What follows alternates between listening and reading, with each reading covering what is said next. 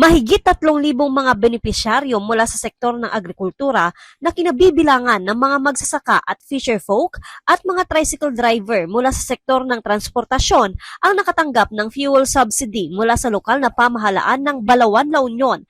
10 litro ng langis ang natanggap ng kada benepisyaryo bilang tulong sa nararanasang mega oil price hike dulot ng hidwaan sa Middle East.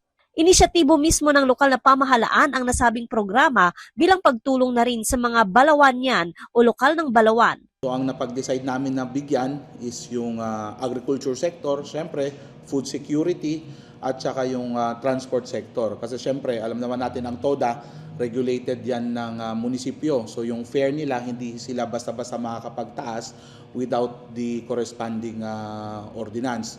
Kinuha namin yung budget namin sa AICS, no, yung assistance to individuals in crisis situations, amo tayo nga ada crisis ta. Ang lumalabas ay nasa 2.8 million yung nai-release na assistance ng munisipyo. Nakipag-ugnayan din umano ang lokal na pamahalaan sa lahat ng gasoline station sa bayan upang doon kunin ang supply ng mga lokal. Maraming salamat sa Mayor, sa LGU.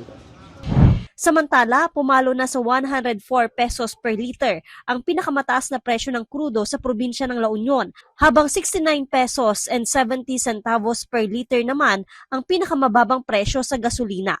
Bagamat nagumpisa na ang distribusyon ng 5,000 pesos cash relief assistance para sa mga tricycle drivers sa National Capital Region, nilinaw naman ng Department of Social Welfare and Development Office Regional Office 1 na inaantay pa nila ang direktiba at schedule na magmumula sa Central Office kaugnay sa rollout naman nito sa Rehiyon 1. Ang announcement lang ay it will be rolled out nationwide.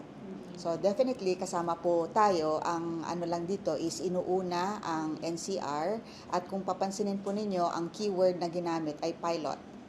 'Di ba? Pinapilot doon. Ibig sabihin batay doon sa pagsasagawa ng payout na ito, makikita kung meron pang mga dapat i-consider at para magbigyan tayo ng giya kung paano din to gagawin pag na-roll out na po sa ibang lugar. Joanne Ponsoy, Balitang, Solid North.